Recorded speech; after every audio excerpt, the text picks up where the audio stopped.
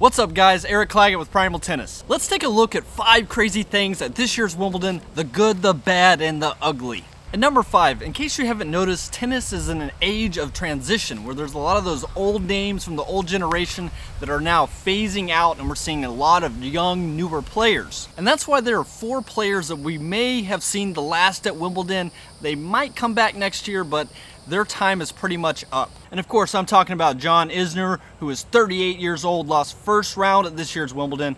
And he's basically the sole reason that Wimbledon changed its rule to have a cap on that 5th set and go into a tiebreaker. Then we got Milos Raonic. He's got a huge history at Wimbledon. He said after his match that that was probably it for him at Wimbledon. And Stan Wawrinka, who actually played pretty good at Wimbledon this year until he got knocked out in the 3rd round by Novak Djokovic.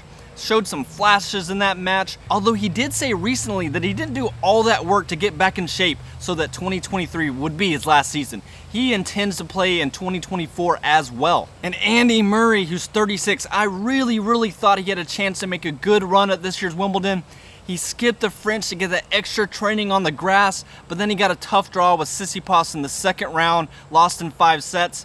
And one more guy, Rafael Nadal, I really hope he gets one more chance to play Wimbledon next year, which is probably going to be his last year on tour. And number 4, if you follow me, you know I've been giving these next gen, the new generation, a very hard time lately. But it was very nice to see some of these guys finally stepping up. And you got to start with Jannik Sinner. He made the semifinals, and then Rublev and Rune both made the quarterfinals. And Berrettini, he made a nice return from that injury. We didn't expect too much from him, but he still made the 4th round, losing to Alcaraz. It was great to see Medvedev make the semifinals after a pretty terrible French where he lost first round. And I thought it was cool to see both Bublik and Hercox make the 4th round. But now looking at the ugly, Casper Ruud losing 2nd round. Gosh, you don't think he's ever going to be very good on grass. He's so good on the clay, though. FAA losing 1st round was a pretty bad loss. The Nick Kyrgios was very unfortunate. Had a freak injury on the wrist, had to pull out, didn't even get to play after making the finals last year. And Zverev losing 3rd round to Berrettini. He should win that match because Berrettini has been out with injury. But like I said, I've been giving these guys a hard time, so it was nice to see Medvedev and Sinner make the semifinals, Rublev and Rune making the quarterfinals, so good job, guys. And number 3, is women's tennis fun to watch right now, or is it just me? Now, I know the game has lost some really good players the last few years, like Serena, Osaka, and Ash Barty. But these girls are really playing some quality tennis right now. And Vondroušová winning was quite a surprise. I would have liked to see more out of Iga Swiatek, but Ons Jabeur really came through. She's got a great game for the grass courts.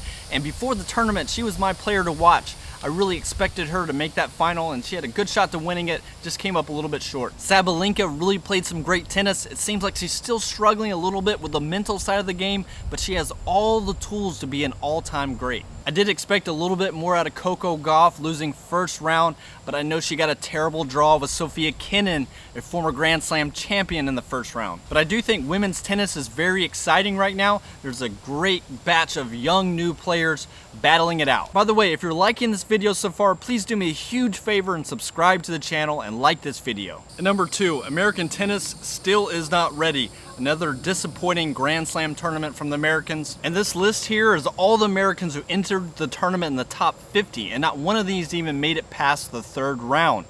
Especially disappointed in Fritz and Tiafoe, who came into the tournament ranked in the top 10. I expected them to make some noise, but they didn't. And I said before the tournament to watch out for Ben Shelton, who did show flashes of what he's going to be. My stance on him has not changed. I think he'll be the next American Grand Slam champion. But a big shout out to Christopher Eubanks, who had a great tournament, making it to the quarterfinals. Good job, buddy. Now, I'm not completely out on American tennis. There are still more Americans in the top 100 than any other country, so I think the future does look bright. And finally, number 1, Alcaraz and Djokovic provided us with what we were all hoping for, a dream matchup final, an epic 5-set battle. Now, I'm sorry if you're a Djokovic fan, but don't worry. He's got plenty more years left in him and plenty more Grand Slam titles in his future. And the good news is, tennis has a rivalry to look forward to for the next 3 years because Djokovic is still showing no signs of slowing down. But credit to Carlos Alcaraz, who is proving what we all thought he was and what he could be. And that is, he is made of the same material as the big 3, and he's a guy I think will get 20 Grand Slam titles by the end of his career. And don't worry about Djokovic. He's gonna go home, lick his wounds. He still has a lot to prove. He's still hungry, and if you're a Djokovic fan, this loss might actually be a good thing because he's the type of guy who thrives when he feels threatened and when he has a big rival. Guys, thank you so much for watching. Please subscribe to the channel and like this video, and check out some of my other videos. I think you might like them. I hope to see you on the court soon. Ciao.